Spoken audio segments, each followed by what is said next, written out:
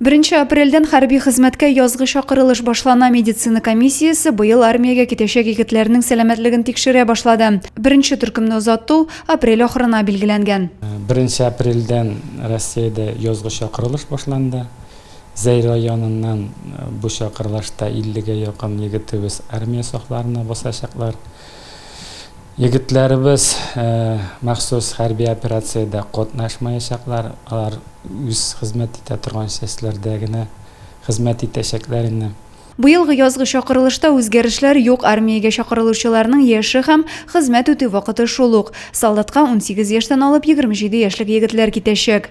Ular 1 yil xizmat etishak. Etiyanlar burishilmasinlar, yigitlarni maxsus operatsiya o'rnina jibermayashaklar. O'rta yoki yuqori hunariy bilimli grajdanlar shunda o'q kontrakt bo'yicha harbiy xizmatga kelishi tuzay oladi. Yozgı chaqirilish 15 iyulga qadar davom etishak. Armiyadan qochib yuruvchilarda yo'q tugil. Ular bilan ayrim ish olib boramiz, harbiy komissar. Odila Burxonova, Din Sipatov, Zey xabarlari.